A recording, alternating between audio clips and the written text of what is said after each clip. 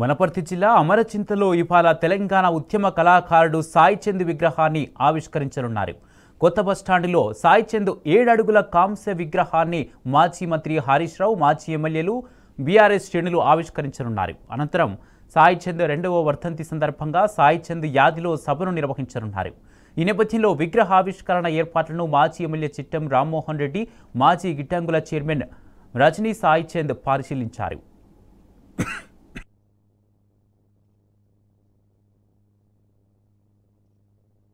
సాయి చంద్ ఒక భాగం మనకు తప్పకుండా వారి జ్ఞాపకార్థంగా వారి కుటుంబ సభ్యులు ఇక్కడ విగ్రహావిష్కరణ చేస్తున్నారు. దానికి మన హరీష్ అన్న గారు వస్తున్నారు. ఇంకా మిగతా శాసనసభ్యులు, మాజీ శాసనసభ్యులు, మాజీ మంత్రివర్యులు చాలామంది వస్తున్నారు. దయచేసి ఈ సభను పెద్ద ఎత్తున విజయవంతం చేయాలని కోరుతూ తప్పకుండా అందరూ ఈ సభకు హాజరు కావాలని కోరుతున్నారు.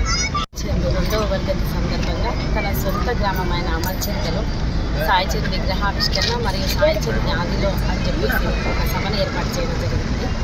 దీనికి దాదాపు రాష్ట్రంలో ముఖ్య అతిథిగా హరీష్ రావు గారు, పెద్ద ఎత్తున మంత్రులు, మాజీ మంత్రులు, ఎమ్మెల్యేలు, ప్రముఖులు, కళాకారులు, సాయి చంద్ని అభిమానించే ఎంతోమంది, అలాగే మన గ్రామస్తులు ఎత్తున అందరూ తరలి రావాలని మనస్ఫూర్తిగా కోరుతున్నాను. ప్రజా ఉద్యమాల నుంచి మొదలు పెట్టుకుంటే తెలంగాణ ఉద్యమం, అంబేద్కర్ వాదం, అలాగే ప్రజా సమస్యల గురించి తన గొంతుకలు వినిపించడంలో సాయి చంద్ కీలక పాత్ర పోషించింది. తెలంగాణ ఏర్పడిన తర్వాత అనేక వేదికలను పంచుకున్న సందర్భంలో సాయి చంద్ అందరికీ సుపరిచితులే. అటువంటి సాయి చంద్ ఈరోజు లేకపోవడం అనేది చాలా బాధకరం. మా కుటుంబానికే కాదు, యావత్ తెలంగాణ సమాజం కూడా ఇప్పటికీ సాయి చంద్ మర్చిపోతుంది.